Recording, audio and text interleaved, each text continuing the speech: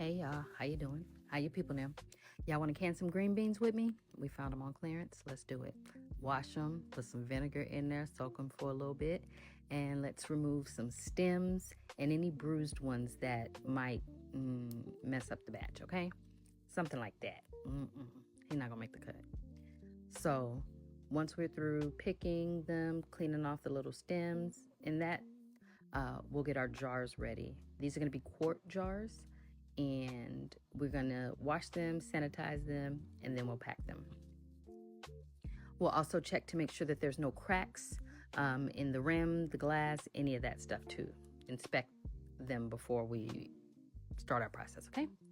All right, so now that everything is packed, our jars are a little hot. We're gonna put our green beans, and you can just stop at the green bean point. I'm a little country, a little Creole, so mind your business, okay? So I added my stuff to my jars, and then I'm gonna season it, and then I'm gonna add my hot water. Since the jars are still hot, I had to just check the temperature of it right quick just to see, make sure it was still hot enough that it wouldn't shatter the glass. So they were still hot enough, so I went ahead and filled them all with some hot water. So hot jars, hot water, and then you put them into a hot container bath, okay? A hot pressure canner. Very important. Okay. We wipe the rims with vinegar just to make sure that there's no fat or anything that would prevent a good seal. And then we place our lids, and then we will add our rings. Fingertip tight. So turn it to where it's just fingertip tight. More than that, what I did, I just had to put the phone down. But turn it to where you can't screw it, but you don't want to crank it down, okay? Now this is our pressure canner. She's our friend. This is our weighted pressure gauge. Depending upon your elevation, you're going to have to process your food under a certain amount of pressure. So 5 pounds, 10 pounds, 15, whatever. Each little ring weighs 5 pounds, and the gauge itself is 5 pounds of pressure. Like, it doesn't weigh 5 pounds, but it adds 5 pounds of pressure.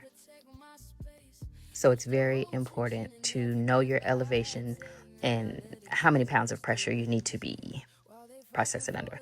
This is a pressure gauge. When that is lifted, that lets you know that the contents is fully under pressure. That is a safety valve, and that just releases steam.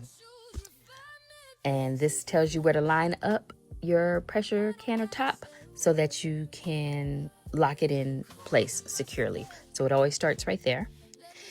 Inside the pressure canner, you've got a plate at the bottom or metal wires that keeps the glass jars from being in direct contact with the bottom of the pan, which can cause them to break. So make sure that there's a barrier. If you don't have that, you can use the silicone mat, or you can use a towel.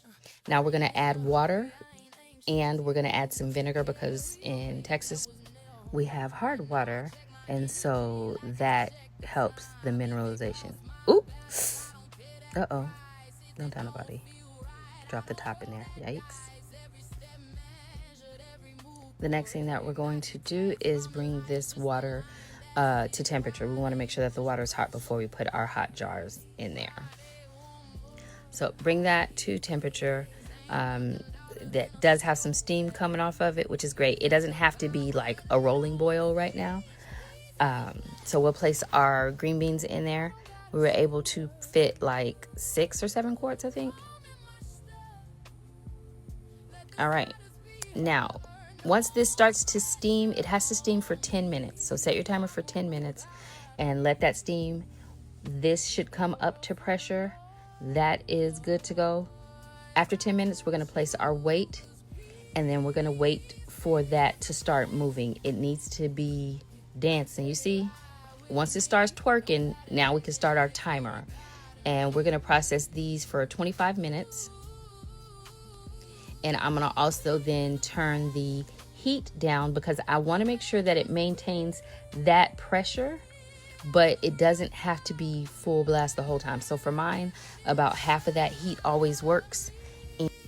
When the timer goes off, we'll turn off the heat, but it is still very much under pressure. We won't touch this top until that tab is down. Once it's deflated, it lets us know that there is no longer pressure. Even though it's not dancing, the contents are still under pressure because the valve has not released yet. Once that pressure valve drops, then we know it is safe to remove the lid. Now that our gauge is flat, we'll take off our weighted gauge. And for me, I still let it sit for about 5 to 10 minutes before I take the top off. And then bam, we got green beans, y'all. One of them I messed up. Remember the one I showed y'all? I didn't go back and crank it down, and so it didn't process, but it's okay. This is what it looks like. We ended up with 6 jars, by the way, 6. And at this point, we're done for real. We're gonna take them out, let them sit. Of course, you know, things happen with that. But we're gonna let them sit overnight for 24 hours to make sure that they seal. And in the morning, we'll test for a good seal. Now, use a towel when you do this part. Those lids are sharp and they can cut you.